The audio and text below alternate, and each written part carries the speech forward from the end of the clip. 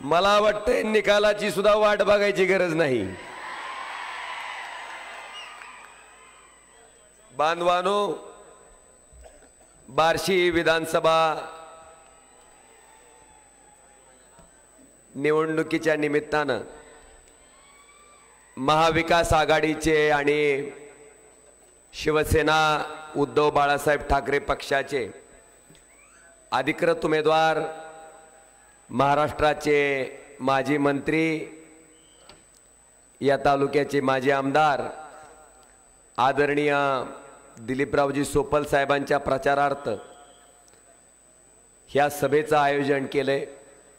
ह्या सभेला काही वेळातच महाराष्ट्राचे कुटुंब प्रमुख, आपले पक्ष प्रमुख आदरणीय उद्धवजी ठाकरे साहेबांचं आगमन काही वेळातच या ठिकाणी होणार आहे।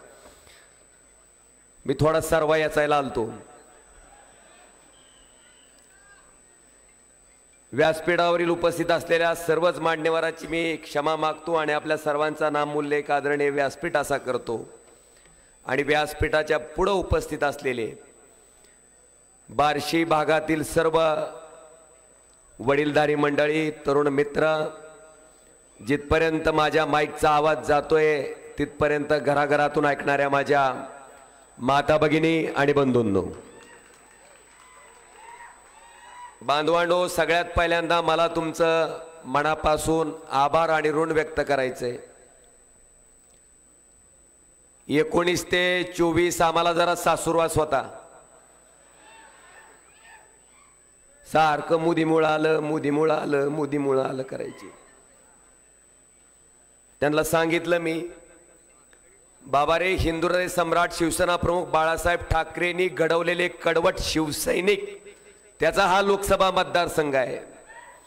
ज्यावेळेस मोदीचं नाव राजकारणात नव्हतं किंवा त्यांचा राजकारणात जन्म झाला नव्हता, त्यावेळेस बाळासाहेब ठाकरेंनी स्वतःच्या ताकदीवर, स्वतःच्या हिमतीवर कल्पनाताई नरहर एक खासदार झाले होते आणि शिवाजी बापू कांबळे हे 2 वेळेस खासदार झाले होते।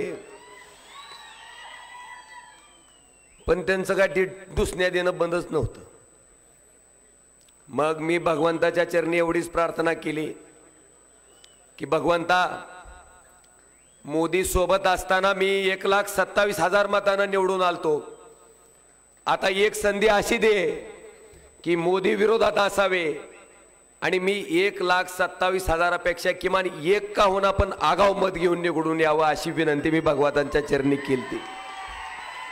आणि काय गंमत, देशाचे पंतप्रधान विरोधात सुरत मार्गे गुवाहाटीला पालथे पडलेले 40, त्याच्यातून तयार झालेलं 1 फूल 2 हाफ ती विरोधात, ह्या मतदारसंघातले 6 पैकी 5 आमदार विरोधात। तुम्हाला माहिती आहे, लोकसभेची रॅली होती धाराशिवला, एक औशाचे आमदार होते आणि दुसरे बार्शीचे आमदार। औसवाला म्हणायचं, औसा औसा, म्हणलं ही गाडीत सीट भरायली ती का काय करायली ती की म्हणलं, ती म्हणायचं औसा लीड देणार, हे म्हणायचे बार्शी लीड देणार। मला वाटतं दोघाच्या स्पर्धेमध्ये काय अवस्था बार्शीनं औशानं केली आता काय मी परत सांगायची आवश्यकता नाही। बांधवानो, आपण लोकांमध्ये असलो, लोकांचा संपर्क आपला असला, आपण लोकांसाठी कार्यरत असू आणि लोकांमध्ये राहून लोकांच्या समस्या सोडवणारा लोकप्रतिनिधी म्हणून आपण पटलेले असू, तर या जगातली कुठलीही ताकद तुम्हाला लोकशाहीच्या मार्गाने निवडून येण्यापासून रोखू शकत नाही। आज एवढे सगळी माणसं विरोधात, पैशाचा तर महापूर होता, अतिवृष्टी, पण बांधवांनो, त्या सगळ्यावर लात मारून तुम्ही तब्बल 3,30,000 इतक्या मताधिक्यानं, म्हणजेच मोदीमुळं आलो, मोदीमुळं आलो म्हणणाऱ्याला साठी मोदींपेक्षा दुप्पट मतानं मला लोकसभेत पाठवायचं काम तुम्ही केलं। महाराष्ट्रात क्रमांक 2चं लीड हे तुम्ही निवडून दिलेल्या ओमराजे निंबाळकर या खासदाराचं आहे। तिथं सुद्धा थोडा रडीचा डाव झाला, 2 नंबरला 1 नंबरच्या मशीनवर 2 नंबरचं चिन्ह आपलं, माझं नाव ओमप्रकाश राजे निंबाळकर, चिन्ह मशाल. दुसऱ्या नंबरच्या मशीनवर सुद्धा 2 नंबरला आमच्या कळंब तालुक्यातला एक निंबाळकर हुडकून आणला, त्यांनी तिथं उभा केला. त्याचं चिन्ह काय? चिमणी. ती मशालन चिमणी जर बघितली तर सख्या चुलत भावासारखं दिसायची. ती ओळखूच येत नव्हतं. बोंबललं 20,000 मतं चिमणीवर दणकं दिलं तुम्ही. बांधवानो, ते मशालीचं मतदान होतं. ते मतदान जर मशालीवर पडलं असतं तर अख्ख्या महाराष्ट्रात 1 नंबरनं निवडून आलेलो खासदार हा तुमचा ओम राजे निंबाळकर राहिला असता. मी भाषण ऐकतोय तसा मी सुसंस्कृत माणूस आहे. बरं मी कसा आहे ही लोकांनी दाखवलं का नाही हो? मी लबाड असतो, मी फसवणारा असतो, मी वाईट वागणारा असतो, मी तुमच्या संपर्कात न राहता माझीच इस्टेट गोळा करणारा असतो. तर तुम्ही माझी लायकी माझ्या मतपेटीतून मला दाखवली असती का नाही? आज काय लोकांना ते सहनच होई नाही, पचन होई नाही. काय बोलता तुम्ही? राजा भाऊ, तुम्ही मला लोकसभेत त्याच्यापूर्वी सांगायचंय की तुम्ही मला विधानसभेत हाताला धरून नेलं होतं. खरं आहे, मी काय लबाड कधी सांगतच नाही, प्रामाणिकपणे कबूल करतो, बरोबर आहे. पण मला एका गोष्टीची आठवण करून द्यायची. 19ला तुम्ही माझा प्रचार केल्याच्या नंतर सुद्धा फक्त 942 मताची लीड माझी बार्शी तालुक्यात होती, बार्शी विधानसभेत होती, बरोबर आहे का नाही? तरी सुद्धा 942 मताच्या उपकाराचं ओझं मी प्रामाणिकपणे 5 वर्ष पार पाडलं. बांधवानो, त्यांना फक्त एवढंच जाऊन सांगा की तुम्ही माझ्या विरोधात धडधाकट ह्या 2024ला अख्खं गाव ना गाव, होय गल्ली ना गल्ली, बोल ना बोल, किती आकांड तांडव जणू स्वतः उमेदवार असताना सुद्धा इतकं पळाला नसताल तुम्ही, तेवढं त्या आमच्या राणा पाटलाच्या त्या गायबाण्यासाठी पळाला आहोत. आणि तेवढं पळून बघा, तेवढं पळून ही तालुका मला 54,000 मतानं प्लस राहिला. किती? 54,000 मतानं. आता मला तुम्ही सांगा बाबांनो, माझं काय कर्तृत्व आहे का नाही? माझं काय काम पटलं का नाही तुम्हाला? मग त्यांना समजून सांगा ना. माझे हात जोडून विनंती आहे, त्यांना सांगा की तुम्ही मला बोट धरून जरी विधानसभेत नेलं असलं तरी त्या ठिकाणच्या लोकप्रतिनिधीनं लोकांसोबत कसं वागावं, मला वाटतं ही शिकवण माझे वडील कैलासवासी पवनराजे निंबाळकर साहेबांनी मला दिलेली आहे. ती शिकवण मी मोडलेली नाही. तुम्ही माझ्या वडिलांवरही बोलले. या ठिकाणी महाराष्ट्र राज्याचे माजी मुख्यमंत्री, महाराष्ट्राचे कुटुंब प्रमुख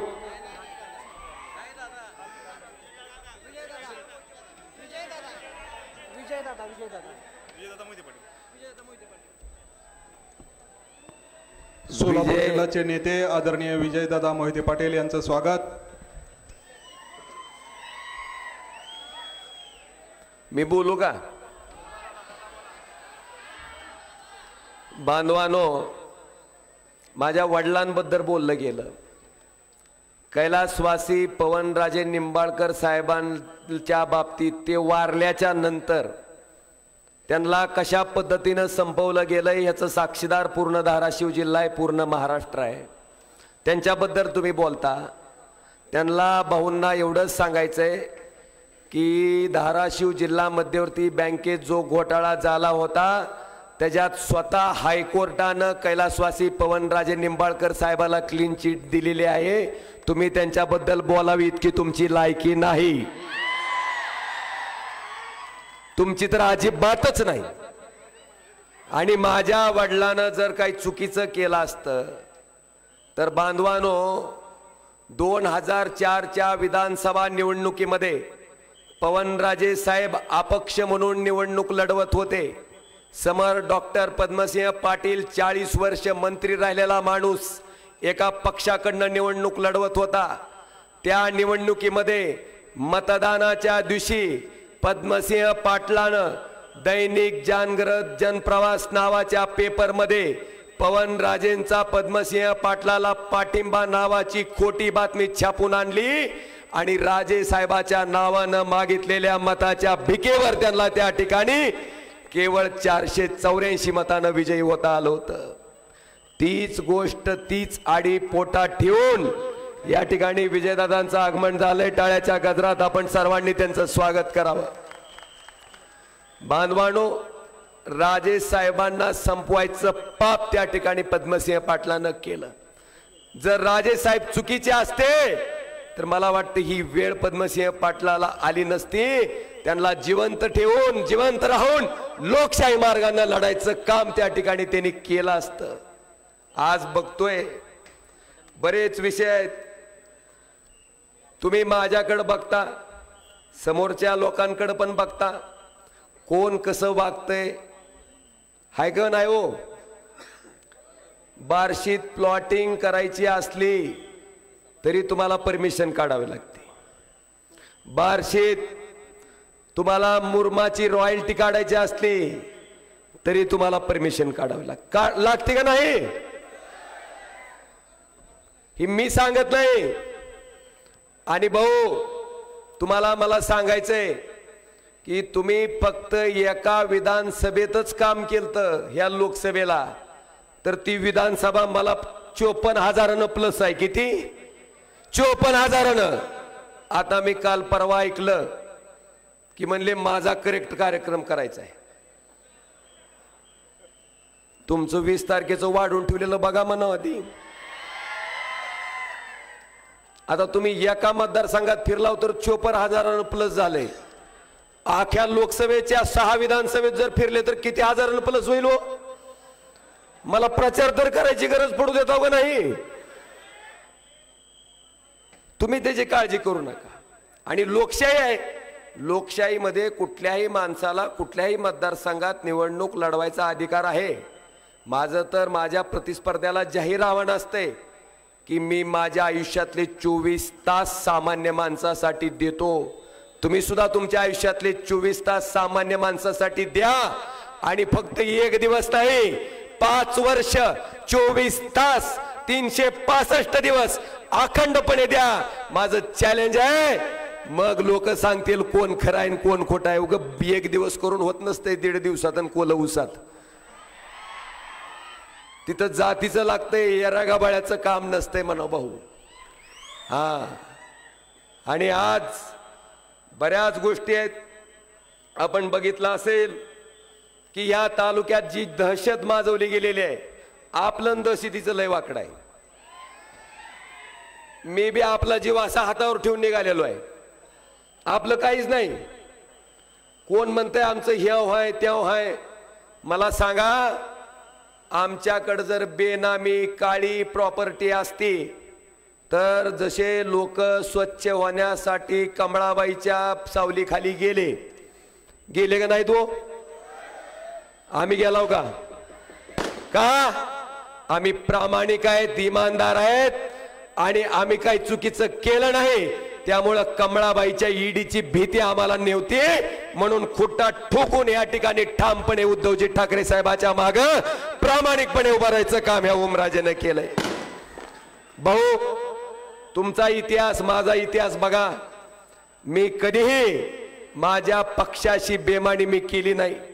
मी रात्रीतूनच घेतला झेंडा, लावला झेंडा, घेतला झेंडा, लावला झेंडा. नारायण राणे पासूनचा इतिहास आहे आपला. मी त्याच्यावर फार काही बोलू इच्छित नाही. तुम्हाला त्यांचाही इतिहास माहिती आहे, तुम्हाला ओमराजेचाही इतिहास माहिती आहे. आणि तुम्ही लोक ही योग्य पद्धतीचा निर्णय घेण्याच्या बाबतीत त्या ठिकाणी मोकळे असता. आज आपण बघितलं असेल की या ठिकाणी आदरणीय सोपल साहेब यांनी बऱ्याच वर्ष या मतदारसंघाचं नेतृत्व केलं. बांधवानो, पण अशा पद्धतीचं दहशतीचं वातावरण होतं का हो? किशे शिवून जावं लागत होतं का? मोकळे ठेवून जाऊ शकत होता? काही भीती नव्हती. कुठलाही व्यवसाय करायला काही बंदी. मला वाटतं आज काय तालुक्यात वातावरण आहे, मला वाटतं ह्याचं आत्मपरीक्षण ज्यांनी 5 वर्ष आमदार म्हणून काम केलं, ज्या पद्धतीची कार्यपद्धती तुम्ही राबवली, ज्याच्यामुळं ती म्हणतात ना ह्याच्यामुळं त्याच्यामुळं भस्मासुराला भस्म करायला दुसरं कुणी आलं नव्हतं, त्यानंच त्याच्या टोकऱ्यावर हात ठेवला आणि ती भस्म झालतं. तुम्हाला सांगतो तसं आम्ही तुमचं काहीच केलेलं नाही. तुमच्या वागण्यातनं तुमच्या 5 वर्षाच्या कार्यकाळाचा सगळा अभ्यास करण्यातनं लोकांनी त्या ठिकाणी ठरवलंय की योग्य कोण आहे, अयोग्य कोण आहे, आणि उद्याच्या 20 तारखेला त्याचा सुद्धा निर्णय लोक घेतल्याशिवाय त्या ठिकाणी राहणार नाही. आज मी बघितलं माझ्याबद्दल तिथं एक पाटील नावाचं कोणतरी व्यक्ती, आता पाटील नाव असणाऱ्यानं थोडा तरी स्वाभिमान शिल्लक ठेवावं की. आपण जर पाटील असल, आपल्या पाटीत जर कणा असल आणि आपल्यात जर थोडा जरी स्वाभिमान शिल्लक असल तर मला वाटतंय आपल्या पाटील नावाला शोभल असा स्वाभिमानी बाणा आपण दाखवावा. त्या पाटीत कुठं हाड आहे का नाही शिल्लक ह्याची सुद्धा अनुभूती समोरच्याला करून द्यावी. त्यामुळं माझ्यावर बोलण्याच्या आधी आपण स्वतःची परिस्थिती काय आहे ह्याचा जर गांभीर्याने अभ्यास केला आणि आपल्या स्वाभिमानाला काय चापट लागली त्या चापटीचा हिशोब आपल्या स्वाभिमानानं घ्यावा, एवढीच माझी कळकळीची विनंती आहे. बांधवानो, या ठिकाणी बघितलं असेल आपण, मराठा समाज लाखोच्या संख्येनं त्या ठिकाणी आरक्षण मिळावं म्हणून रस्त्यावर उतरला. एक सामान्य कुटुंबातला सामान्य माणूस आदरणीय मनोजदादा जरांगे त्यांच्या अंतरवली सराटीच्या त्या आंदोलनावर लाठीचार्ज कुणी केला हो? कुणी केला?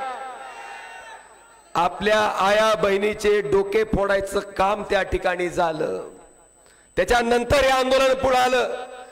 एक सामान्य कुटुंबातला तरुण हे आंदोलन घेऊन पुढे जातोय म्हणल्याच्या नंतर शेकडो कोटीच्या संख्येनं मराठा समाज त्या माणसाच्या पाठीमागे उभा टाकला. काय मागणं आहे त्यांचं? की मराठा समाजाला आरक्षण मिळावं हे मागणं आहे. आपण लोकप्रतिनिधी म्हणून कुठलाही समाज कोट्यवधीच्या संख्येनं जेव्हा रस्त्यावर उतरतो त्या आंदोलनाचं सन्मान करणं मला वाटतं आपली जबाबदारी असते का नाही हो? असते का नाही? मग त्या आंदोलनाचा तुम्हाला ठीक आहे सन्मान करता येत नव्हता, मान्य, सन्मान करता येत नसेल तर निदान अपमान तरी करायचा नव्हता ना. त्या फडणवीस साहेबाचं असं झालंय, रत्नागिरीची 2-4 सांभाळली ती, बिस्किट टाकल तेवढंच करते ती, वाह वाह वाह वाह वाह वाह वाह वाह. मला वाटते तुम्ही सुद्धा मनोज दादाच्या बाबतीत जे शब्द उच्चारले, ज्या पद्धतीचे बेछूट आरोप मनोज दादावर केलेत, ती सुद्धा बिस्किटाचा परिणाम होता का ह्याचा शोध सुद्धा मला वाटतंय त्या ठिकाणी समाजातल्या समाज बांधवांना लावणं गरजेचं आहे. आणि तुम्हाला सांगतो अशा पद्धतीचा मराठा समाजाच्या आंदोलनाचा ज्यांनी ज्यांनी अवमान केला त्या अवमान करणाऱ्याचा आता उद्याच्या 20 तारखेला आपण काय करणार आहेत? सुपडा सुपडा. हा, बिथरून गेले, मानसिकता ठीक राहिलेली नाही. पण मला एक सांगायचंय, ही सगळं कर्म असते, कर्माचं फळ असते. मी भगवंताच्या पदस्पर्शानं पावन झालेल्या भूमीत या ठिकाणी उभा आहे. बांधवानो, मी माझ्या आयुष्यातलं राजकारण करत असताना जी नैतिकता, जो साधेपणा, जी प्रामाणिकता मी माझ्या राजकीय जीवनात जपलेली आहे. माझं वरून भगवंत बघत असेल की हे पोरग कसं वागतंय, कशा पद्धतीनं सामान्य माणसासाठी झटतंय, आणि माझ्या पुढची जी लोक माझ्यावर अतिशय खालच्या पातळीची टीका करतात त्यांचंही वागणं मला वाटते भगवंत वरून बघत असेल. भगवंताच्या चरणी माझी एवढीच प्रार्थना आहे की भगवंता, जे माणूस चुकीचं वागतंय त्याच्याकडे तू बघून घे, कर्माचा हिशोब तू लाव. ज्याचं कर्म चांगलं असेल त्याला यश दे, ज्याचं कर्म वाईट असेल त्याला तुझ्या दरबारात शिक्षा दे. एवढंच म्हणणं मला या सभेच्या निमित्तानं या ठिकाणी आपल्या सगळ्याच्या समोर मांडायचंय. आज बघतोय काही लोक तर बार्शी तालुक्यात ह्याच मतदारसंघात नाही, मी 5-6 मतदारसंघात फिरतोय. कोण म्हणतंय 2000 कोटी रुपये आणले, कोण म्हणतंय 4000 कोटी आणले. आपल्याकडे किती आहेत? आपल्याकडे 4000 आहेत का? 4000. आता मी सोपल साहेब बरंच दिवस झाला आता रस्त्यानं प्रवास करतोय प्रचाराच्या निमित्तानं. करत असताना सारखी गाडी अशी करायली, कमळाबाई कमळाबाई कमळाबाई कमळाबाई. मी ड्रायव्हरला विचारलं, म्हणलं असं का करते रे म्हणलं गाडी. दादा म्हणला गाडीची चूक नाही म्हणला, त्या 4000 कोटीचा विकास त्या गरदाडात जी गेलाय का, त्या गरदाडातून खाली टायरला सारखं दणकं देत आहे म्हणलं, ती गाडी सारखी कमळाबाई कमळाबाई कमळाबाई कमळाबाई कमळाबाई करते.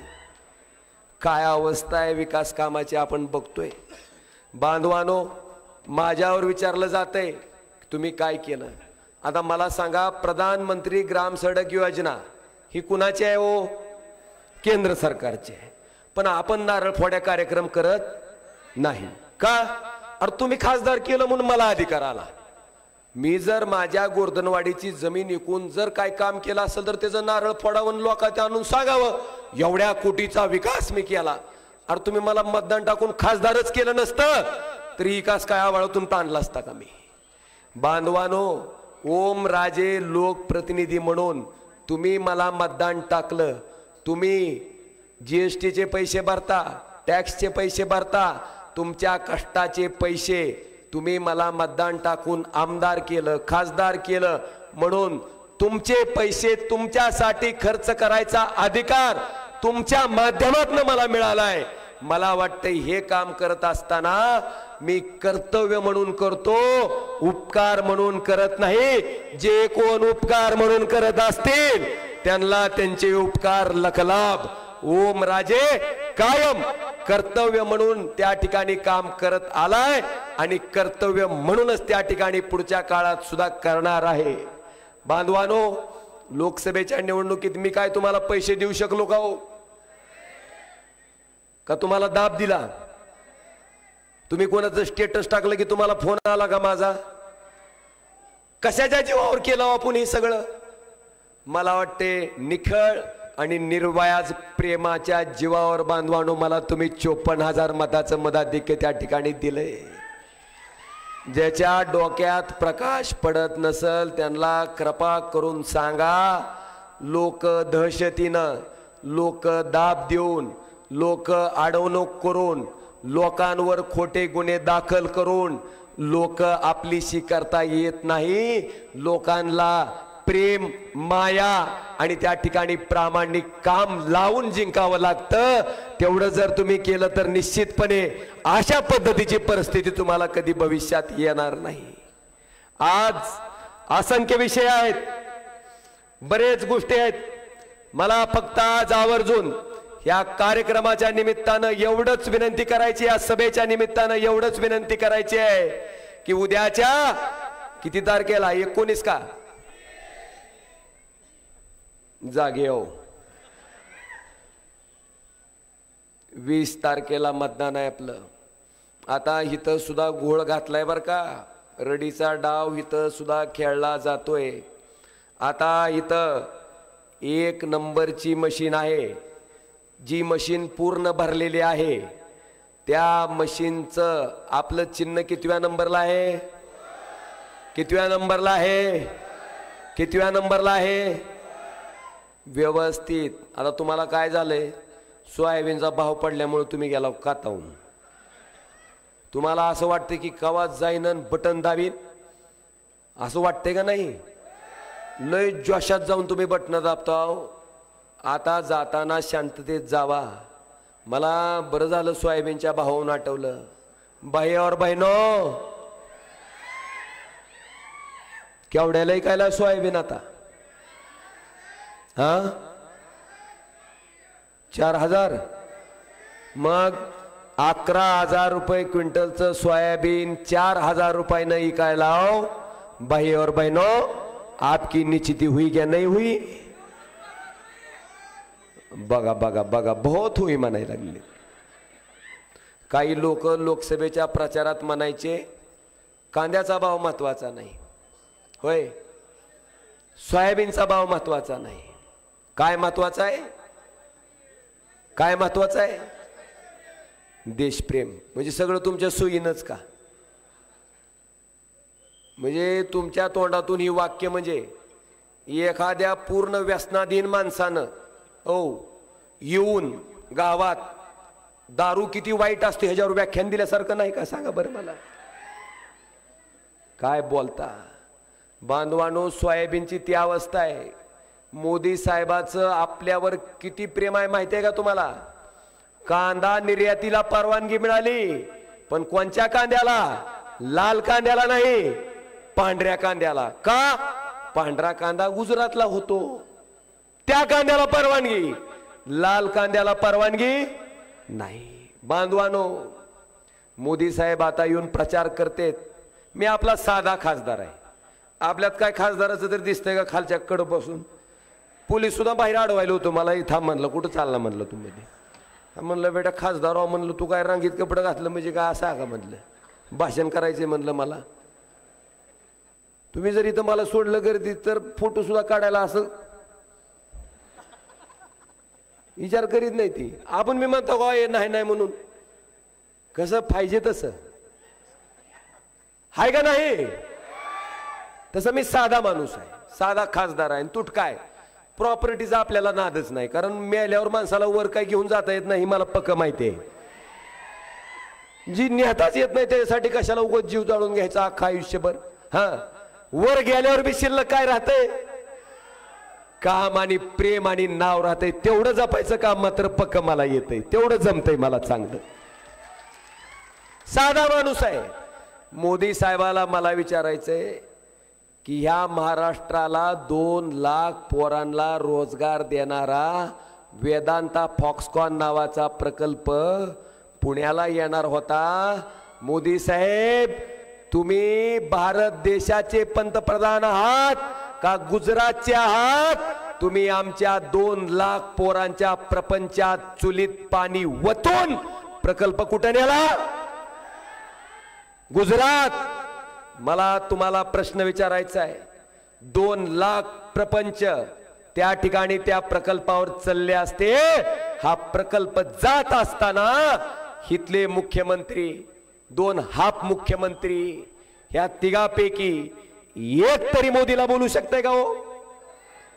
ही सगळी त्यांच्या ताटाखालची मांजर आहेत. नुसतं ताट आपटेल की ही धुमधडक 3 ठिकाणी पळून जाते. ती ही त्याला विचारू शकत नाहीत. त्यांना जाब विचारणार नेतृत्व पाहिजे असेल तर त्या ठिकाणी कुटुंब प्रमुख उद्धवजी ठाकरे साहेबांसारखंच नेतृत्व पाहिजे, जे मोदीच्या डोळ्यात डोळे घालून विचारतील की आमच्या महाराष्ट्राचे प्रकल्प आम्ही तुम्हाला गुजरातला नेऊ दिले जाणार नाहीत. बांधवानो, आता सध्या एकच योजना चालू आहे, 2 महिने झाले. कोणची हो? लाडकी बहीण. बघा, ही बहीण कवा आठवली हो सरकारला? लोकसभेचा निब्बर रुमन पाटाडात बसल्यावर कोण आठवलंय? तवर बहीण लाडकी नव्हती. मी एकनाथ शिंदे साहेबाचा जाहीर सत्कार केला असता इथं आणून. का? तुम्ही जर मुख्यमंत्री झालेल्या दिवशी माझ्या लाडक्या बहिणीला 1,500 रुपये द्यायला चालू केले असते तर हिथं आणून तुमचा सत्कार केला असता. वा रगबरू लाडकी बहीण म्हणणारा. तुम्ही कधी चालू केलं? कधी चालू केलं? निब्बार रुमन तुमच्या पाटाडात बसल्यावर तुमची खुर्ची लाडकी आता वाचत नाही, म्हणून लाडकी खुर्ची वाचवण्यासाठी आणलेली ही योजना आहे. तिला लाडकी बहीण म्हणायच्या ऐवजी लाडकी खुर्ची योजना म्हणणं संयुक्तिक ठरेल. बांधवानो, ह्याच्या विरुद्ध उद्धव ठाकरे साहेब मुख्यमंत्री झाले. 7च मंत्री मंत्रिमंडळात होते आणि 7 मंत्री मंत्रिमंडळात असताना उद्धव साहेबांनी ह्या महाराष्ट्रातल्या शेतकऱ्याचं 2 लाख रुपयाचं कर्ज सरसगट माफ करायचा निर्णय त्या ठिकाणी घेतला का नाही? त्याची जाहिरात केली, त्याचा मेळावा घेतला. तेव्हा कुठली निवडणूक होती? मला वाटते प्रामाणिकपणे काम करणारं नेतृत्व उद्धवजी ठाकरे साहेबांचं आहे. आणि पाठीत रूम न बसल्यावर कामापुरता मामान ताकापुरती आजी म्हणणार हे आताचं माहितीचं सरकार आहे. तुम्ही ठरवा की यांचा हिशोब कसा करायचा आहे. आता मला आपल्याला सगळ्याला फोन येते का नाही? लाडक्या बहिणीचे 1,500 आले का? अरे पण लाडक्या दादीचे 75,000 सोयाबीनचा भाव पाडून जी नीटनीटकं केलंय त्या दाजीचं बघा की म्हणाव. हानलेत 75,000 आणि आता 1,500 आणि पुन्हा बिनलाजाने विचारता आले का? फोन मधून जर मारायची सोय असती तर शेतकऱ्याने एका झपक्यात रुमना हाणला असतं राव त्याला फेकून भिगारून. पण बांधवानो, त्यांच्या सुद्धा पुंगीत खडा टाकायचं काम आता महाविकास आघाडीनं केलंय. महाविकास आघाडीचं सरकार आल्या आल्या लाडक्या बहिणीचं मानधन 1,500 3,000 रुपये महिना त्या ठिकाणी दिलं जाणार आहे. हे सुद्धा मला या सभेच्या माध्यमातून सांगायचंय. दुसरं, महाविकास आघाडीचं सरकार आलेल्या दिवशी त्या ठिकाणी 3 लाख रुपयापर्यंतची महाराष्ट्रातल्या सर्व शेतकऱ्याची कर्जमाफी सरसकट करायचा निर्णय सुद्धा महाविकास आघाडीचं सरकार बसल्या बसल्या पहिल्या कॅबिनेटला त्या ठिकाणी घेणार आहे. आपण बघता ती एक कार्ड घेऊन जाता को नाही 5 लाखाचं आजारी पडल्यावर. ती घेऊन गेलं दवाखान्यावाला म्हणते ही स्कीम आमच्या हॉस्पिटलला नाही, पुढच्याला जा. मग तुम्ही पुढच्या हॉस्पिटलला. मग ती म्हणते तुमचा आजार कोणचा आहे? अरे हे आजार बसत नाही की म्हणले ह्याच्यात, बसत नाही म्हणले सरकारच्या ह्याच्यात. तुमचं ऑपरेशन हे बसत नाही, बसत नाही. मग ती 5 लाखाचं कारण काय टकोऱ्यात आणायचं का आपल्या का डॉक्टरच्या का सरकारच्या? हा बांधवानो, हे आहे का नाही असं? ह्याचीच दक्षता घेऊन महाविकास आघाडीच्या सरकारनं प्रत्येक माणसाचा 25 लाख रुपयाचा विमा त्या ठिकाणी उतरवायचा निर्णय घेतलाय आरोग्याचा, ज्याच्या माध्यमातून तुम्हाला 1 पैसाही त्या ठिकाणी द्यावा लागणार नाही. बांधवांनो, आज असंख्य विषय आहेत, अनेक गोष्टी आहेत. आज प्रामाणिकपणे काम करणारं कोण आहे आणि कामाचं नाटक करणारं कोण आहे हे तुम्ही चांगल्या पद्धतीनं जाणता बांधवांनो. पण एवढं मात्र सांगतो की ह्या तालुक्यातली दहशत संपवायची असेल, खरंच लोकशाही जिवंत ठेवायची असेल, डॉक्टर बाबासाहेब आंबेडकरांचं संविधान वाचवायचं असेल तर उद्याची 20 तारीख ही फार महत्वाची आहे, नितांत गरजेची आहे. आपल्या सगळ्याला विनंती आहे. आता मागच्या वेळेस पैशाचा अतिवृष्टी होती, आता बहुतेक ढगफुटी व्हायची शक्यता आहे. काय होणार आहे? ढगफुटी. पण मागच्या अतिवृष्टीला जसं तुम्ही सक्षमपणे तोंड दिलं, कसं बेमानीनं कमवलेल्या पैशाला बेमानी करणं जगातली सगळ्यात मोठी काय आहे? काय करणार का नाही? मग आता मला साहेब परवाच्या भाषणात म्हणले त्यांचा आकडा काहीतरी कळालाय, 5,000 एका मताला वाटणार आहेत म्हण. साहेबांनी त्या दिवशी मिश्किलपणे म्हणलं की 5,000 रुपये जर वाटणार असतील तर त्याच्यातच माझे आले असं समजान काय करायचे निर्णय घ्या म्हणले साहेब. अतिशय मार्मिकपणे सांगितलंय. म्हणून मला वाटतं फार काय प्रबोधन करायची आवश्यकता नाही. माझी विनंती आहे की उद्याच्या 20 तारखेला ज्या पद्धतीनं ह्या ओमराजेला आपण 54,000 मताचं मताधिक्य देऊन त्या ठिकाणी महाराष्ट्रात रेकॉर्ड घडवला होता, त्याच पद्धतीनं ही दहशत गाडण्यासाठी, ही झुंडशाही गाडण्यासाठी त्याच्यापेक्षा एक का होना आगाव मत सोपल साहेबाच्या मशालीच्या पुढचं बटन दाबून तुम्ही सोपल साहेबांना महाराष्ट्राच्या विधानसभेत सर्वाधिक मतानं निवडून येणारा आमदार म्हणून पाठवा, एवढी कळकळीची विनंती करतो आणि आपली सगळ्यांची रजा घेतो. धन्यवाद. जय हिंद, जय महाराष्ट्र. अगदी 2 मिनिटात उद्धव साहेबांचं व्यासपीठावर आगमन होत आहे. तत्पूर्वी बार्शी तालुक्याचे राष्ट्रवादी काँग्रेस पक्षाचे नेते विश्वासभाऊ बारबोले यांना विनंती करतो की आपण अगदी थोडक्यात या ठिकाणी मनोगत व्यक्त करावं. आज या ठिकाणी उपस्थित महाराष्ट्र राज्याचे माजी मुख्यमंत्री, आमचे नेते आदरणीय विजयसिंहजी मोहिते पाटील, आपले खासदार आदरणीय ओमराजे निंबाळकर, व्यासपीठावर उपस्थित सर्व महाविकास आघाडीचे काँग्रेस, राष्ट्रवादी, शिवसेना, कम्युनिस्ट पक्षाचे सर्व नेते मंडळी आणि या ठिकाणी मोठ्या संख्येने उपस्थित असलेली सर्व वडीलधारी मंडळी, तरुण मित्र, पत्रकार बांधव, उपस्थित माजी आमदार आपले राहुल भैया मोटे, आज आपले उमेदवार आदरणीय दिलीप सोपल साहेब यांच्या प्रचाराच्या निमित्तानं आपण या ठिकाणी मोठ्या संख्येने उपस्थित राहिलात। आपण मध्यंतरी ओमदादाच्या निवडणुकीच्या निमित्तानं या मतदारसंघात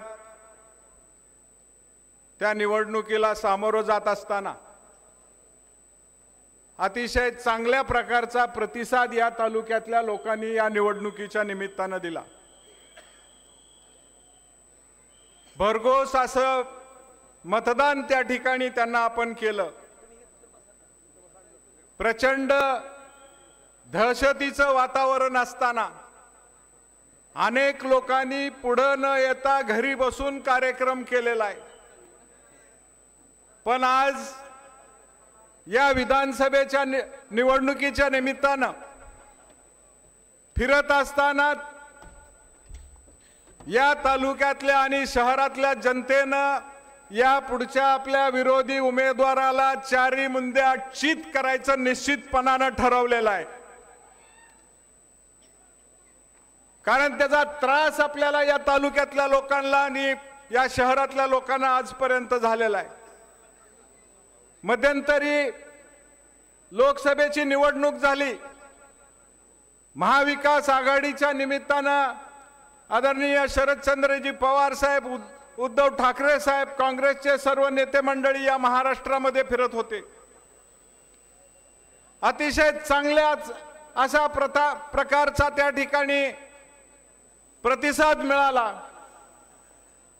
जवळजवळ महाराष्ट्रात 31 खासदार त्या ठिकाणी आपल्या लोकसभेमध्ये पाठवण्याचं काम या महाराष्ट्रातल्या जनतेनं केलं।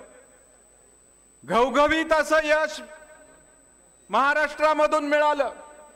परिस्थिती काय होती?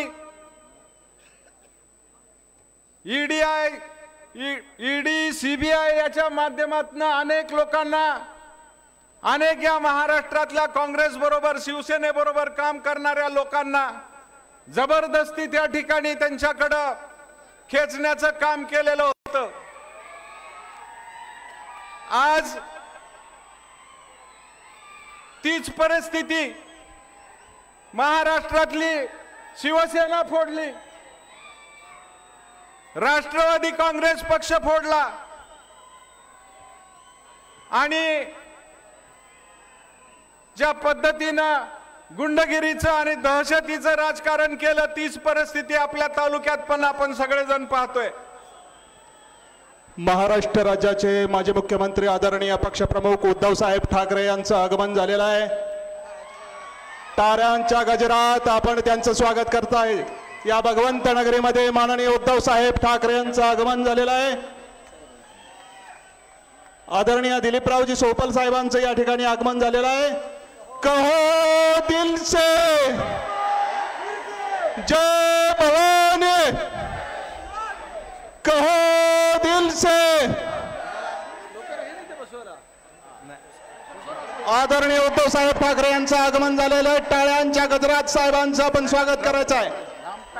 आदरणीय शिवसेना पक्षप्रमुख, माजी मुख्यमंत्री आणि येणारे भावी मुख्यमंत्री आदरणीय उद्धव साहेब ठाकरे यांचा विजय असो। जय भवानी। उद्धव साहेब तुम आगे बढ़ो, तुम्हारे साथ है। तिथं उभारलेल्या सर्व मान्यवरांना विनंती आहे की आपण सर्वांनी इथं डी मध्ये येऊन बसावं। पोलिसांना विनंती आहे की ते बॅरिगेड्स थोडे काढावेत आणि आपण सर्वांनी इथं पुढे येऊन बसावं। ज्यांना ज्यांना जागा मिळेल नाही त्यांनी समोर येऊन बसावं। आदरणीय साहेबांना विनंती आहे, आपण छत्रपती शिवाजी महाराजांच्या पुष्पहार अर्पण करायचा आहे. आदरणीय उद्धवसाहेब ठाकरे, आदरणीय दिलीपरावजी सोपल साहेब, सर्वच मान्यवरांना बसू द्या, बसू द्या सर्वांना, सर्वांना बसू द्या, बसू द्या सर्वांना, सर्वांना सर्वांना बसू द्या. कार्यकर्त्यांना विनंती आहे, आपण सावकाश पुढे येऊन बसायचं. सावकाश पुढे येऊन बसा सगळे. सावकाश सावकाश. एकदम शिस्तीचं वर्णन करायचं आहे. सर्वांनी शिस्तीत यायचं आहे.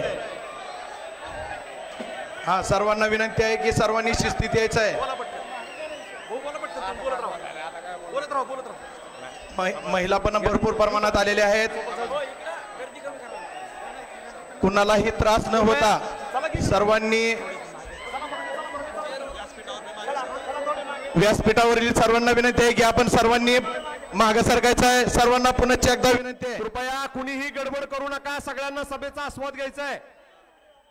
शांत बसा सगळ्यांनी. त्यानंतर सर्वांचे लाडके नेते आदरणीय सोपल साहेब, आदरणीय आजचे आपले या प्रचार सभेला बार्शीकरांच्या आग्रहावरून उपस्थित असलेले शिवसेना प्रमुख आदरणीय उद्धवसाहेब ठाकरे, सगळ्यांनी शांत बसून या. गडबड करू नका, अजिबात गडबड करू नका. माझी विनंती आहे आपल्याला, त्या ठिकाणी उभारलेले जागेवर उभा राहा. आत येण्याचा प्रयत्न करू नका. बंद झालेला इथं फुल भरलेलं आहे. कुणीही जागेवरनं हलू नका, कुणीही जागेवरून हलू नका. माझे हात जोडून विनंती आहे तुम्हाला. आदरणीय विजयदादा, विश्वास भाऊ, निरंजन मालक, मकरंद मालक, युवराज बापू काटे, शिवसेनेचे तालुका प्रमुख प्रवीण काकडे,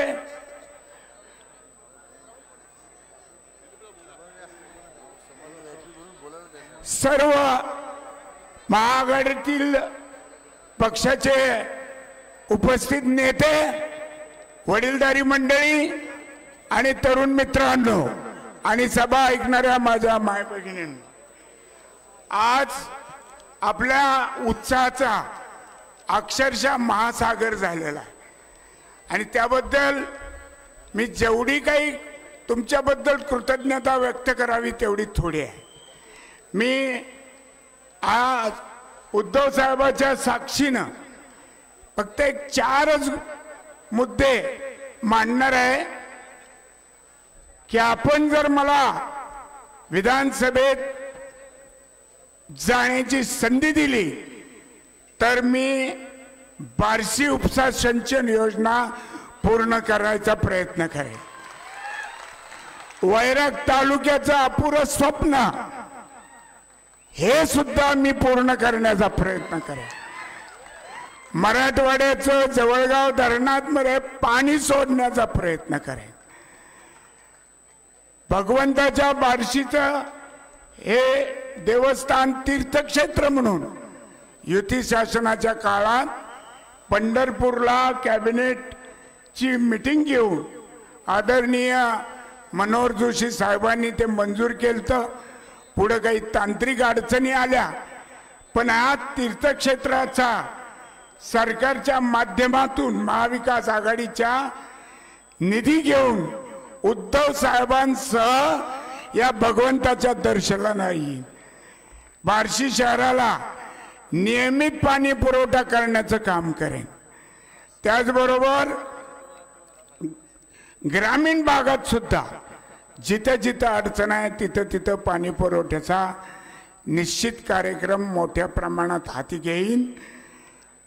जुनी पेन्शन योजना सुरू करण्याचा आटोकाट प्रयत्न माझ्याकडून विधानसभेत राहील. आणि सगळ्यात मोठं की सध्या ह्या तालुक्यात जी दडपशाही जो भ्रष्टाचार वेगवेगळ्या पद्धतीनं चाललेला आहे, तर हा बार्शी तालुका भयमुक्त आणि भ्रष्टाचार मुक्त करण्याचा निश्चितपणानं प्रयत्न केला जाईल. मित्रांनो, सध्या यूट्यूबवर बोगस अँकर घेऊन स्वतःच्याच माणसांचा इंटरव्ह्यू घेण्याचं काम चालू आहे. आणि मग ते काय बोलणार आहेत की अमक्यानी विकास केलाय, तमका चांगला आहे, अमका आहे. जर ते मुळातच ठरवलेलं असेल तर त्याच्यामध्ये वेगळं काही आपल्याला अपेक्षित नसणार आहे. त्यामुळं ह्या बोगसगिरीवर सुद्धा कुणी विश्वास ठेवू नका. आणि आज श्री रवींद्र बंडू लोखरे, अखिल भारतीय मराठा महासंघाचे अध्यक्ष सोलापूर जिल्हा, यांनी सुद्धा महाविकास आघाडीचा उमेदवार म्हणून माझ्या उमेदवारीला पाठिंबा दिलेला आहे. त्यांचंही मनपूर्वक आभार मानतो. आणि तुम्हाला मी नेहमीच बोलत आलेलो आहे, आपण सगळे उद्धव साहेबांना ऐकण्यासाठी या ठिकाणी एवढ्या मोठ्या संख्येनं उपस्थित आहोत. मला एवढंच या निमित्तानं सांगायचं आहे की साहेब, तुमच्या बॅगा तपासण्यापेक्षा जर त्या नाही पुलवामामध्ये ज्या बॅगेतून स्फोटकं गेली, गाडी गेली, त्या गाडी जर तपासली असती तर 40 सैनिक शहीद झाले नसते आणि आमच्या भगिनी 40 त्यांचं कुंकू पुसलं गेलं नसतं. हे अशी ही उपराटी नीती ह्या सरकारकडनं चालू आहे. आणि साहेब, तुम्हाला निश्चितपणे सांगतो की ही पेटलेली जनता, मशाल घेऊन पेटलेली जनता, तुतारी घेऊन पेटलेली जनता, हाताचं चिन्ह घेऊन पेटलेली जनता, हे महायुतीचं अन्यायकारी सरकार उलथून पाडल्याशिवाय राहणार नाही, हे मी या भगवंत नगरीत आपल्याला सांगतो. आणि माझे शब्द मी या ठिकाणी संपवत असताना परत एकदा माझ्या बार्शी तालुक्यातील सगळ्या उपस्थित असलेल्या नसलेल्या सगळ्या सहकाऱ्यांचा आभार मानून माझे 2 शब्द संपवतो. आणि संपवताना एवढंच सांगतो की तुमच्या कृपेनं जर मी या विधानसभेत तुमचं प्रतिनिधित्व करायला गेलो तर कधीही मी किंवा माझ्या कुटुंबातला कुणीही कंत्राटी धंदा करणार नाही, मार्केट कमिटीमध्ये खरेदी करणार नाही, कुठलाही मुरुम, वाळू, खडी याचाही व्यवसाय करणार नाही, एवढंच वचन देतो आणि 2 शब्द संपवतो. जय हिंद, जय महाराष्ट्र. धन्यवाद साहेब. यानंतर तमाम बार्शीकरांच्या वतीने मोबाईल टॉर्च लावून उद्धव साहेबांचं स्वागत करण्यात येईल. मी बार्शीकरांना विनंती करतो की मोबाईलची टॉर्च लावून आपण उद्धव साहेबांचं स्वागत करावं. कृपया मोबाईलची टॉर्च लावून सर्वांनी उद्धव साहेबांचं स्वागत करावं. प्रौढ प्रताप पुरंदर रणधुरंदर क्षत्रिय कुलावतांस महाराजाधिराज अश्वपती गोपती गजपती कल्याणकारी रयतेचा जाणता राजा छत्रपती शिवाजी महाराज की जय भवानी, जय भवानी. देव देश धर्म मराठी मनाच्या मानबिंदू हिंदू अस्मितेच्या शिरोमध्ये अखंड हिंदुस्थानचे हिंदुहृदय सम्राट श्रीमान बाळासाहेब ठाकरे यांचा बाळासाहेब सुपुत्र महाराष्ट्र हृदय सम्राट संयमाचं भगवं वादळ अतांग महासागराचं वादळ शिवशक्ती भीमशक्तीचे उद्गाते आदरणीय उद्धवसाहेब ठाकरे यांचा कहो दिल से जमलेल्या माझ्या तमाम महाराष्ट्र प्रेमी बांधवांनो भगिनी आणि मातांनो हे मोबाईलचे टॉर्च कुठपर्यंत गेलेत म्हणजे ही गर्दी कुठपर्यंत आहे हे टॉर्च पेटल्यानंतर लक्षात आलं आणि हे नुसते टॉर्च नाही आहेत या धगधगत्या मशाली आहेत जे संपूर्ण या गद्दार आणि भ्रष्ट कारभाराला जाळून टाकणार आहेत या 20 तारखेला मी आज बार्शीमध्ये आलो इथे वळल्यानंतर दिलीपरावांना म्हटलं की दिलीपराव गेल्या वेळेला याच रस्त्यावरती दुपारची सभा झाली होती बरोबर ना तुमच्यापैकी अनेक जण असतील आता या वेळेला मी माझं कर्तव्य केले दिलीपरावांना उमेदवारी दिलेली आहे आता पुढचं कर्तव्य तुम्ही करायचंय आमदार बनवून द्यायचा आमदार बनवून द्यायचा देणार बघा कारण ते मला शेवटचा पॅराग्राफ जो त्यांनी म्हटलं काय ते वाळू वगैरे वगैरे वगैरे ही अशी माणसं आपण निवडून कशी काय देऊ शकतो म्हणजे झेंडा फडफडतोय बरोबर आहे पण माणसं फडफडतात इकडे तिकडे इकडे तिकडे इकडे तिकडे कधी इकडे कधी तिकडे कधी तिकडे कधी इकडे हे लांछन आहे आपल्याला म्हणजे या बार्शीच्या आमदारांनी जी काही गद्दारी केली त्याला उत्तर मी तर म्हणेन दिलीपरावांत दिलेलंच आहे पण आपल्या ओमदादांनी पण दिलेलं आहे आणि ते उत्तर का त्यांना पण पैशाच्या ऑफर झाल्या नसतील असं तुम्हाला वाटते पण पैशाच्या ऑफर मगाशी गेलो होतो कैलासकडे मी त्या सभेत बोलताना बोललो की आपला कैलास दादा हा तर सोन्याच्या लंकेपर्यंत म्हणजे तिथे जाऊन आला परत समोर दिसत होती सगळं लख लख लख लख ते काय गाणं ना लख लख लख लख लख लख ती सोन्याची लंका दिसत होती आणि माझ्याकडनं तर पक्ष चोरलाय नाव चिन्ह सगळं चोरलंय तरी देखील हा वाघाचा बच्चा अर्ध्या वाटेतून परत आला आणि एकटाच म्हणजे एकटाच रस्त्यावरती उतरला मला फोन करतोय कैलास की मी कुठे आहे मला माहिती नाही कोणत्या दिशेला चाललोय माहिती नाही मी या भागात कधी आलेलोच नाही म्हटलं जरा तुझ्या आजूबाजूला काय दिसतं मग त्यांनी ते सांगितलं खाणाखुणा सांगितल्या म्हटलं एक काम कर जिथे असशील तिकडे कुठे आत नीट जाऊन बस आणि मग तिथून त्याला मी घेऊन आलो मी म्हणजे आपला माणूस पाठवून घेऊन आलो पण याला धाडच लागतं याला काळीज लागतं कारण कैलासला माहिती होतं की समोर सोन्याची लंका जरी दिसत असली तरी ती लंका रावणाची होती आणि रावणाची लंका या निवडणुकीत तमाम बार्शीकर तमाम धाराशिवकर आणि संपूर्ण महाराष्ट्र हातात मशाल घेऊन जशी हनुमानाने ती लंका पेटवली होती तशी या रावणांची लंका हे या वेळेला पेटून टाकल्याशिवाय राहणार नाही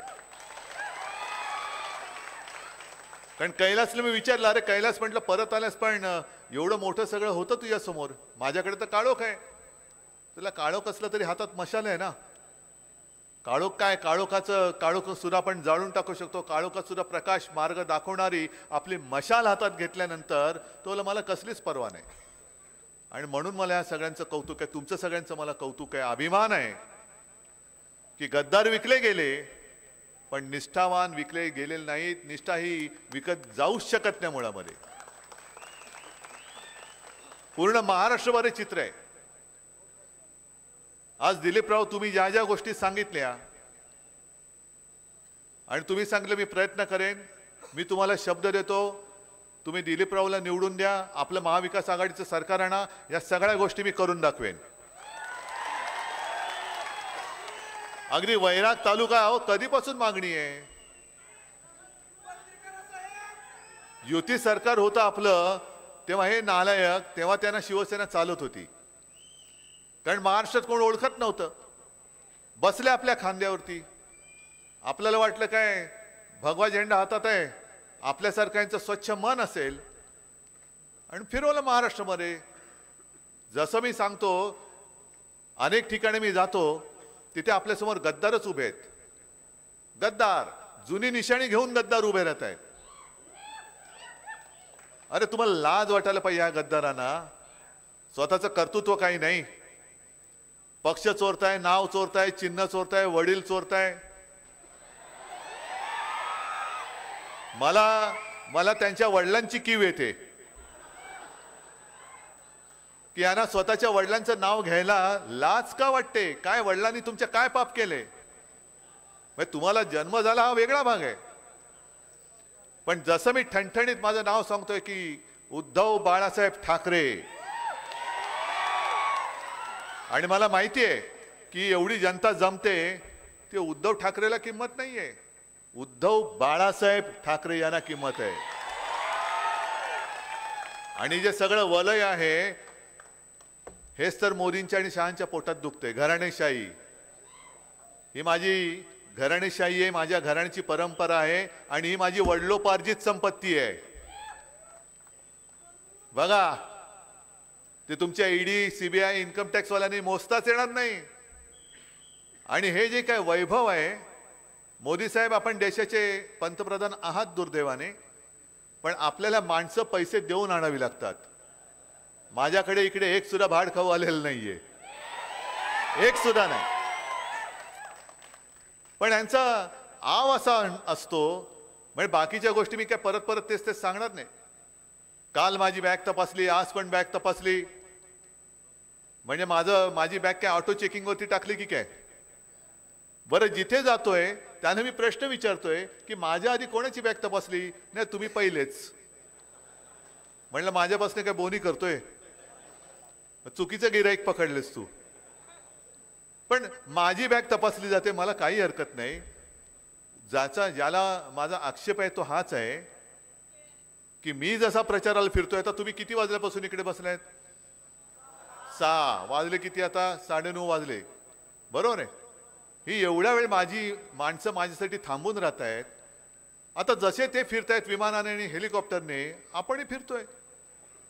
पण त्या अंशावरनं मी उमरग्याला यायला निघालो. हेलिकॉप्टर उडायला अजून परवानगी नाही. का नाही? मोदीजी लँड करतायत सोलापूरमध्ये. आता औसा कुठे, उमरगा कुठे, सोलापूर कुठे? हा काय आहे की नाही? भौगोलिक काय न्याय आहे की नाही?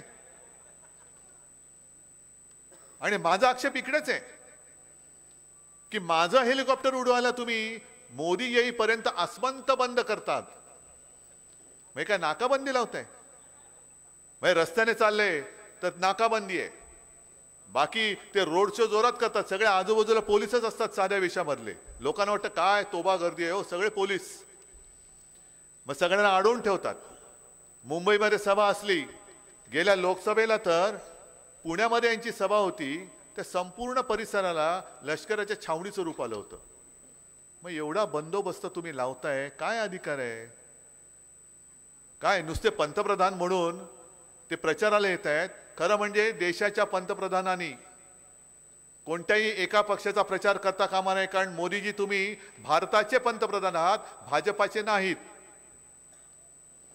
मग जो कायदा आम्हाला लागतो तोच कायदा तुम्हालाही लागला पाहिजे. पण आल्यानंतर तुमच्या विषयाचं काहीच बोलत नाही. मी मराठवाड्यात फिरलो, सगळा महाराष्ट्र एक दौरा झाला माझा. आता परत उद्या कोकणात जाणार, आणखीन इकडे तिकडे चाललंय. जेवढे दिवस मिळतात तेवढ्या माझ्या सभा आहेत. रोज 4-4, 5-5 सभा आहेत. पण मराठवाड्यामध्ये तीच एक ओरड आहे, विदर्भामध्ये ओरड आहे, उत्तर महाराष्ट्रामध्ये आहे, पश्चिम महाराष्ट्रात आहे. शेतकरी रडतोय. सोयाबीनला भाव नाही, कापसाला भाव नाही, दुधाला भाव नाही, कांद्याचा भाव पडतोय. मग करायचं काय? आणि हे प्रश्न तुम्ही विचारू नये म्हणून मोदी आणि शहा मला प्रश्न विचारतात की काश्मीरमध्ये 370 कलम काढलं, त्याला ज्यांचा विरोध होता त्या काँग्रेस बरोबर तुम्ही कसे काय बसलात? काय संबंध काय? माझ्या सोयाबीनचा भाव त्यांच्यामुळे वाढलाय का हो? तिकडे काश्मीरमधलं 370 कलम काढलं, हा लोकसभेचा मुद्दा आहे. हा काश्मीरसाठी महत्वाचा मुद्दा आहे. आपल्या देशाच्या एकसंधपणा टिकवण्यासाठी जसं आपण अभिमानाने सांगतो की काश्मीर हा माझ्या देशाचा अविभाज्य भाग आहेच. आणि म्हणून आम्ही तुम्हाला त्यावेळेला पाठिंबा दिला होताच, त्याच्याबद्दल आम्ही शिवसेनेने कधीही विरोध केलेला नव्हता. आज सुद्धा मी उघड पाठिंबा होता हे जाहीरपणाने सांगतोय. पण ही जी निवडणूक आहे ती माझ्या महाराष्ट्राच्या जीवन मरणाची आहे. शेतकरी आज सांगतोय की मला तुम्ही हमीभाव देत नाही आहात, तुम्ही माझं उत्पन्न दुप्पट करणार होतात. एकाचंही उत्पन्न दुप्पट झालेलं नाहीये. शेतमालाला हमीभाव मिळत नाहीये. 2 कोटी लोकांना दरवर्षी रोजगार देणार होते, रोजगार तर दिलेले नाहीच, पण रोजगार कुठे गेले? गेले ना. मग आता तुम्ही मला सांगा की लोकसभेची निवडणूक आपण लढवत असताना आपण हुकुमशाहीच्या विरुद्ध लढलो, आज सुद्धा लढणार, उद्या पण लढू, लढतच राहणार. या देशात कोणाची हुकुमशाही आम्ही खपून घेणारच नाही आणि हा शिवरायाचा महाराष्ट्र तर अजिबात खपून घेणार नाही. पण आपण ती निवडणूक लढवताना यांचीच लोक बोलत होते की आम्हाला 400 पार पाहिजे का, तर संविधान बदलायचंय बोलत होते ना. मग तेव्हा यांनी जेव्हा तुम्ही चांगला फटका दिलात तेव्हा हे बोंबलायला लागले की या विरोधी पक्षांनी म्हणजे महाविकास आघाडीनी आणि इंडिया आघाडीनी एक फेक नरेटिव्ह म्हणजे काय की खोटं कथानक तयार केलं आणि म्हणून लोक त्याला बळी पडले म्हणजे फसले. मग संविधान बदल करण्याचं आमचं फेक नरेटिव्ह असेल असं भाजपला वाटत असेल तर उद्योग जे महाराष्ट्रातले आहेत किंवा होते ते गुजरातला जात आहेत, हे फेक नरेटिव्ह आहे की हे फॅक्ट आहे. फॅक्ट म्हणजे सत्य आहे ना. काय गुन्हा केला आपण? आणि आज सुद्धा आपली निवडणूक आली आता 4-5 दिवसावरती. गेल्या 15-1 दिवसापूर्वी महाराष्ट्रातली निवडणूक आहे, असू दे, महाराष्ट्र काय करेल, देईल मत, दिलं तर दिलं, नाही दिलं तर नाही दिलं.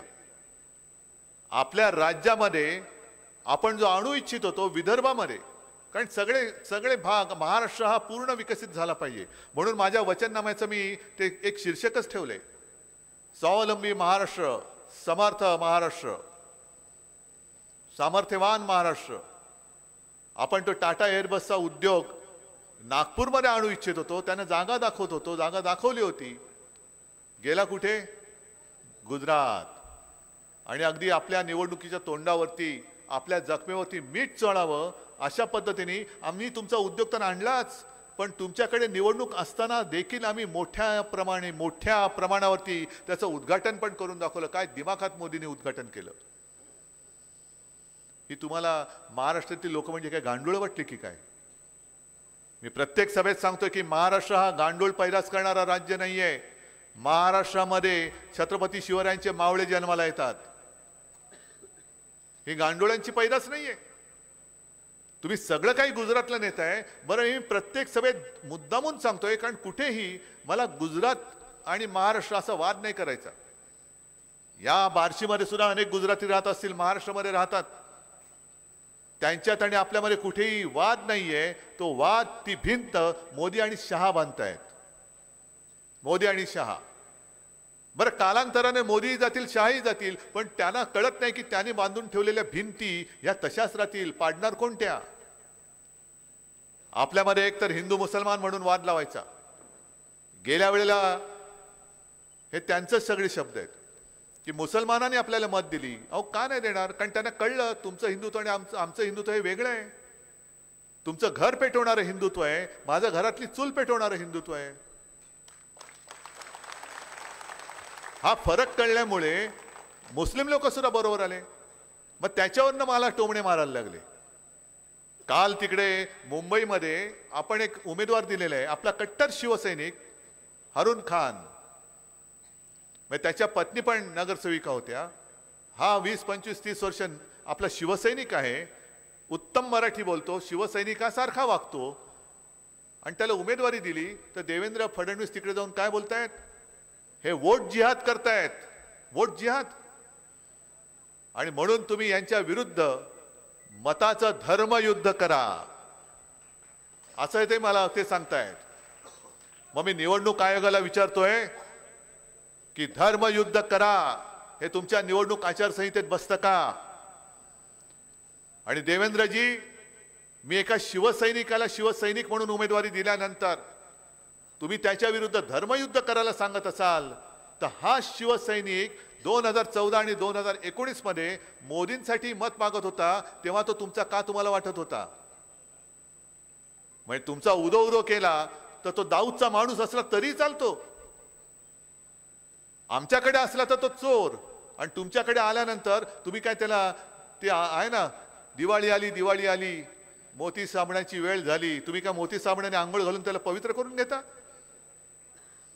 हे सगळे फसवेपण जे आहे, हे फसवेपण तुम्ही तुमच्या लक्षात आणून देतोय. आणि अशी फसवी माणसं तुम्हाला आजपर्यंत न्याय देऊ शकले असतील, मी म्हणतो मी भाषण थांबवतो, घरी जातो, तुम्ही परत त्यांना निवडून द्या त्यांना निवडून. आहे तयारी? अमित शहा म्हणाले 4 दिवसापूर्वी की आमचं म्हणजे त्यांचं सरकार आल्यानंतर देवेंद्र फडणवीस मुख्यमंत्री होणार. मान्य आहे का रे तुम्हाला? असेल तर त्यांच्या उमेदवारांना द्या मत, आणि द्या. तुमचं सगळं आयुष्य गुजरातच्या चरणी वाहून टाका.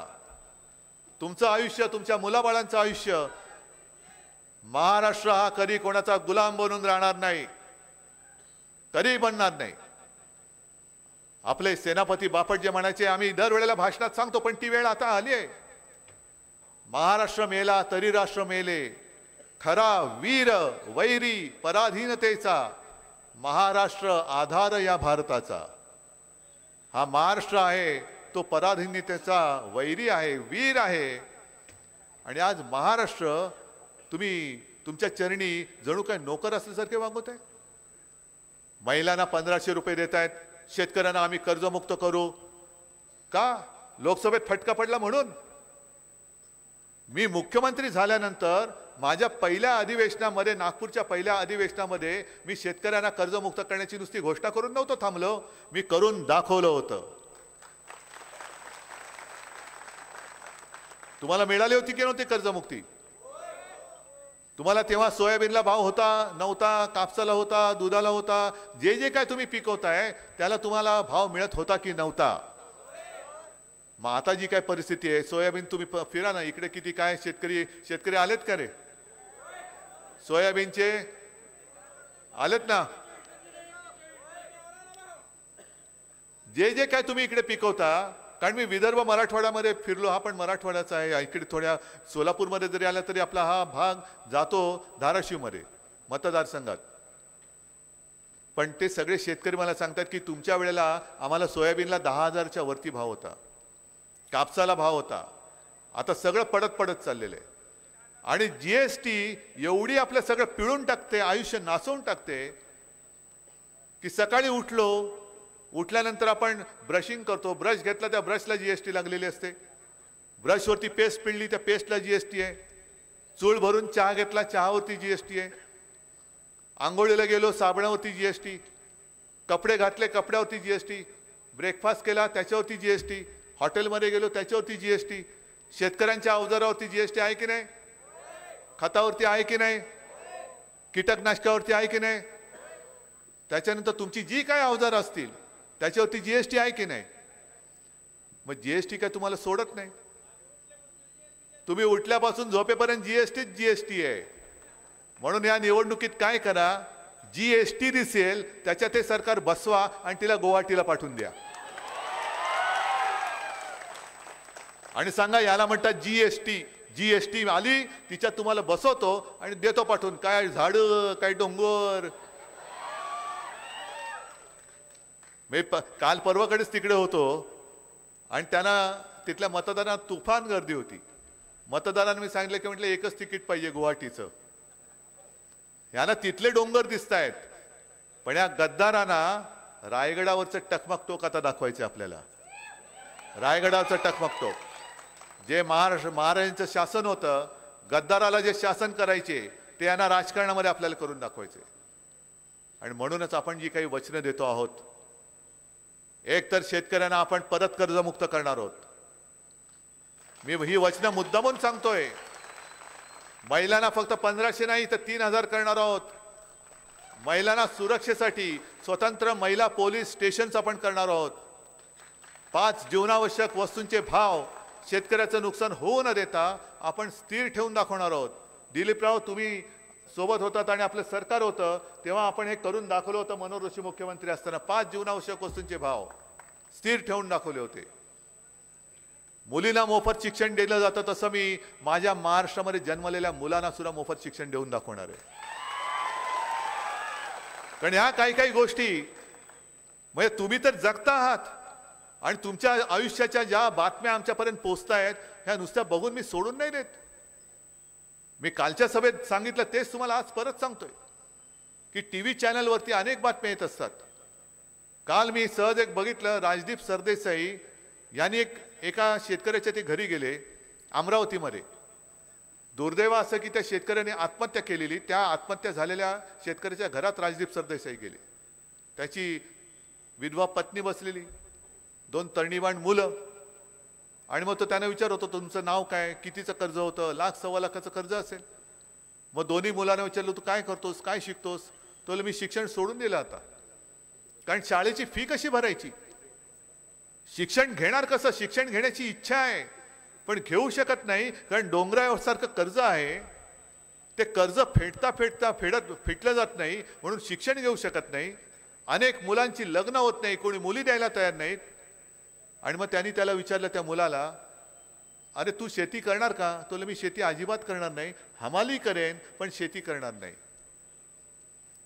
दुसऱ्याला विचारलं तो काय करणार, दुसरा पर्याय काय माझ्याकडे आहे, कर्ज डोक्यावरती कर्ज आहे, फेडावं तर लागेल. कारण शेतकरी म्हणजे काय अदानी नाहीये कर्ज माफ व्हायला, मोठे कोणी उद्योगपती नाहीयेत की झालं कर्ज माफ.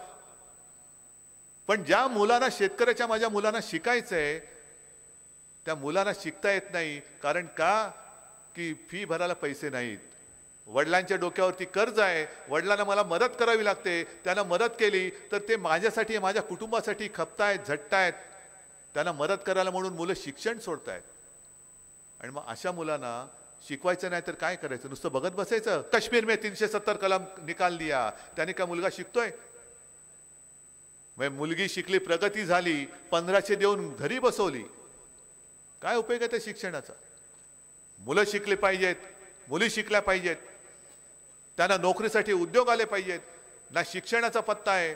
उद्योग जे होते ते आणि येणारे उद्योग हे सगळे गुजरातला जात आहेत. मग माझे इथले सगळे लोक ही काय नोकरी करायला गुजरातला जाणार. आणि तुम्ही सगळे जाणार, तुमच्यापैकी बरेच जण, म्हणजे वयाच्या नुसार मी म्हणतोय, आई वडील आहात. मला एक उत्तर खरं द्यायचं. तुम्हाला कोणी फुकटचं दिलेलं आवडेल की तुम्हाला तुमच्या मुलाने किंवा मुलीने स्वकष्टाने कमवलेला 1 रुपया आवडेल. कारण महाराष्ट्र कोणाकडे हात पसरणारा नाहीये. आम्ही मागतोय, आमच्या कष्टाचं मागतोय. शेतकरी जो हमी भाव मागतोय त्याला फक्त हमी भाव द्या. 1500 वगैरे नाही दिले तरी चालतील, तुम्ही हमी भाव द्या. आम्ही तर 3000 देणार आहोत. पण हे जसं मी सांगतो की मी कर्ज तुम्हाला मुक्त करून दाखवलं होतं, मी काही घरनं पैसे नव्हते आणले. तसेच हे यांच्या काही बापाचे पैसे नाही आहेत 1500 रुपये. हा पैसा तुमचा आहे, तुमचा लुटलेला पैसा आहे. म्हणजे गद्दाराला 50 खोके आणि बहिणीला फक्त 1500, ही किंमत. आणि यांचा माज आता असा वाढलाय की जणू काही यांना असं वाटतंय की या महाराष्ट्रातल्या माता भगिनी 1500 देतोय म्हणजे आपल्या नोकर झालेले आहेत. तो कोल्हापूरचा मुन्ना महाडिकची त्याची मस्ती पाहिलीत ना तुम्ही, काय मस्ती आहे की पैसे आमच्याकडनं घ्यायचे आणि सभेला तिकडे जायचं. अरे काय तू तुझ्या घरनं पैसा आणतोयस, म्हणजे काय धमकी देतोस की काय. म्हणून मी जाहीर सभेत सांगतोय मुन्ना महाडिकला, कारण मुन्ना महाडिक मला माहिती आहे की तुम्ही फोटो काढून केवळ आमच्या सभेला महिला आल्या आहेत म्हणून त्यांना धक्का लावण्याचा प्रयत्न केला तर याद राखा, तुझा हात जागेवर नाही ठेवणार मी. हात नाही ठेवणार जागेवर.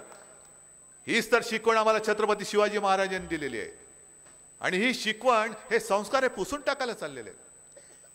नुसतं आपलं काहीतरी भास आणायचा, फसवायचं, मग कधी शिवाजी महाराजांचं नाव घ्यायचं. अहो तुम्हाला माहिती आहे लोकसभेच्या आधी केवळ आणि केवळ आपली मतं त्यांना पाहिजे होती, कोकण पट्ट्यातली मतं पाहिजे होती, म्हणून घाई गर्दीने शिवाजी महाराजांचा पुतळा तिकडे बांधला होता. पण त्या पुतळा बांधण्यामध्ये पुतळ्यात सुद्धा नालायकांनी पैसे खाल्ले. पुतळ्यात, महाराजांच्या पुतळ्यात सुद्धा 8 महिन्यामध्ये आपल्या या दैवताचा पुतळा कोसळून पडतो. आणि मिंदे म्हणतो वाऱ्याने पुतळा पडला. वा रे वा. आणि म्हणून मी चिडून बोलतो, अरे वाऱ्याने मिंदेची दाढी नाही ती उडत की अशी भुरभुर भुरभुर उडते. काय झालं ना, वारं सुटले, तुझी दाढी नाही ना उडत. तू काय बोलतोस, काय ताळतंत्र, काय शुद्धीवर आहेस.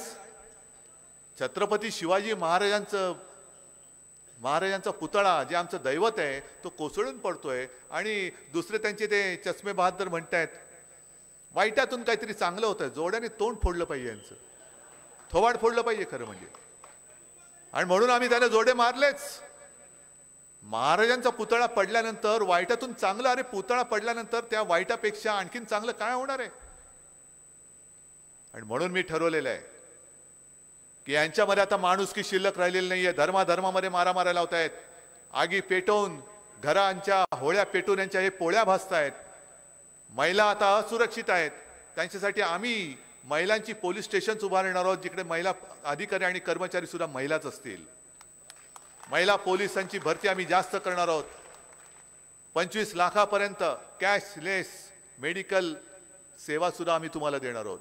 खूप काही करायचे. पण छत्रपती शिवाजी महाराजांनी जे आपल्याला शिकवलं की गरिबाच्या भाजीच्या देठाला देखील हात लागता कामा नये. इकडे गरिबाची भाजी तर सडतेच, पण गरीब मुळासकट उखडला जातोय तरी मोदी आपले फिरतायत. आज इधर तो कल उधर फिरतायत. देश पडलाय वाऱ्यावर, पण मला सत्ता मिळाली पाहिजे. आणि म्हणूनच जे मी ठरवलंय की आपली सत्ता आल्यानंतर येणार म्हणजे येणार, आणणार म्हणजे आणणार. जसं इकडे भगवंताचं मंदिर आहे, हे एकमेव देशातलं मंदिर जिकडे विष्णूला भगवंत म्हणून इकडे नाव देऊन त्याचं मंदिर आहे. त्याचं तीर्थक्षेत्र म्हणून विकास करायचाच.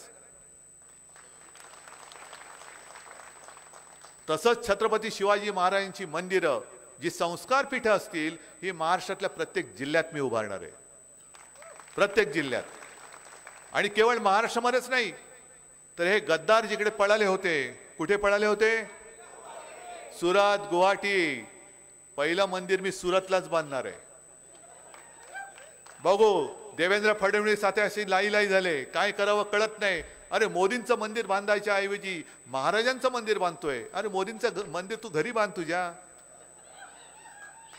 तर थाळी वाजव, गो करोना गो, वाजवा थाळ्या, मारा कोलांट्या उड्या मारा, बेडूक उड्या मारा.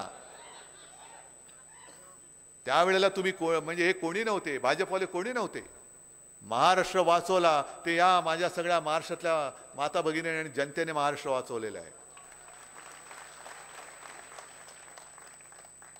आणि तेव्हा माझ्यावरती टीका झाली होती, आजही टीका करतात. हे फक्त यांच्या कुटुंबापुरतेच आहेत. हो आहेच, हेच माझं कुटुंब आहे. जेव्हा आपल्या पाठी कोणी नसतं त्यावेळेला जे असतात ते कुटुंब नाही तर दुसरं काय म्हणायचं. आज माझ्याकडे काही नसताना तुम्ही आहात, मी हे सगळं तुम्हाला देणार म्हणतोय. माझ्याकडे आहे काय? ना पक्ष, ना चिन्ह, ना काही. सत्ता तर नाहीच आहे, तरी सुद्धा तुमचा माझ्यावरती विश्वास आहे. मोदीजी, हे भाग्य तुमच्या नशिबात नाही, त्याला मी काही करू शकत नाही. आणि याच्यावरती तुम्ही जर का घराणेशाही म्हणून आरोप करणार असाल तर तो मला मंजूर आहे. ही माझी घराणेशाही आहे, ही माझी घराण्याची परंपरा आहे आणि ही माझी वडिलोपार्जित संपत्ती आहे. ही माझी वडिलोपार्जित संपत्ती, हे माझं भांडवल आहे. दिलीपराव जिथे जातोय कशाला? ओम, दादा तुला पण माहिती आहे, निवडणूक लढवताना समोरून पैशाचा धबधबा पडतो. अतिवृष्टी, पूर येतो, पैशाचा पूर.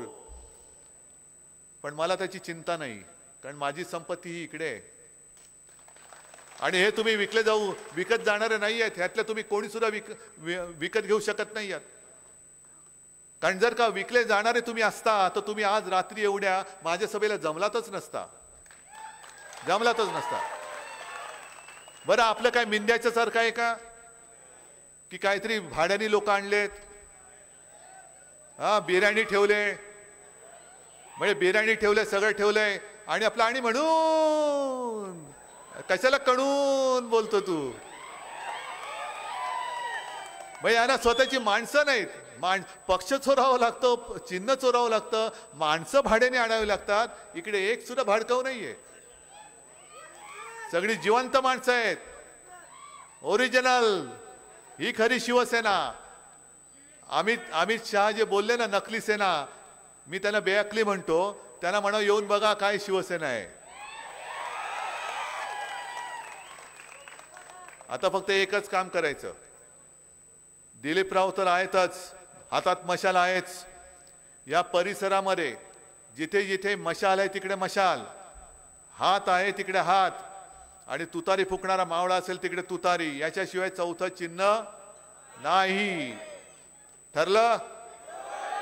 नक्की? आता मी तुम्हाला एवढी वचनं दिलेली आहेत, तुम्ही मला एक वचन देताय?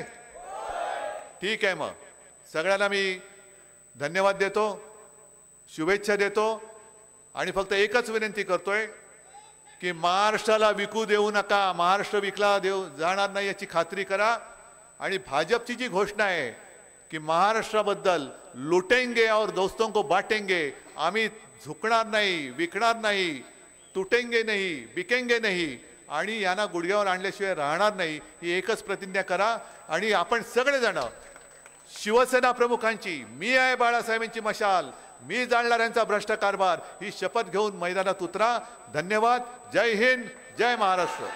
धन्यवाद साहेब. यानंतर या ठिकाणी जनता जनार्दन रूपी भगवंताच्या दर्शनानंतर उद्धव साहेब भगवंत दर्शनाला भगवंत मंदिरात जाणार आहेत. तत्पूर्वी कोरोना काळात साहेब आपण केलेल्या कामाबद्दल महिला भगिनींच्या वतीने आपला सत्कार होतोय. तत्पूर्वी राष्ट्रगीत.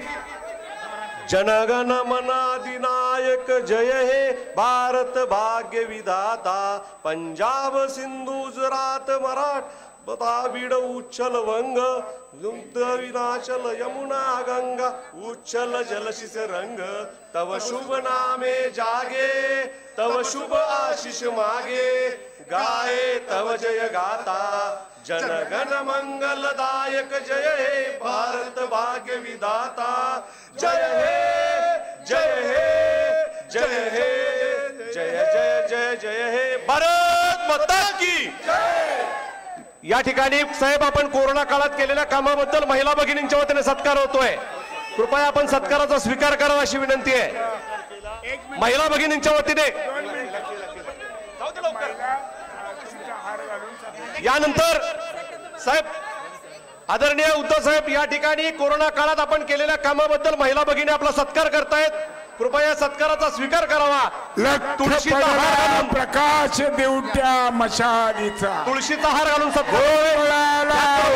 गोंधळी भवानीचा. दलित बांधवांच्या वतीनं संविधानाची प्रत भेट देऊन या ठिकाणी प्रसन्न नाईक नवरे अशोकांना बोकेपुढे सत्कार करतायत. मुस्लिम बांधवांच्या वतीनं वाहिद पाशा शेख, आबेदभाई सय्यद, त्याचबरोबर उस्मान अली शाह साहेब, इक्बाल भाई पटेल आपला सत्कार करत आहेत.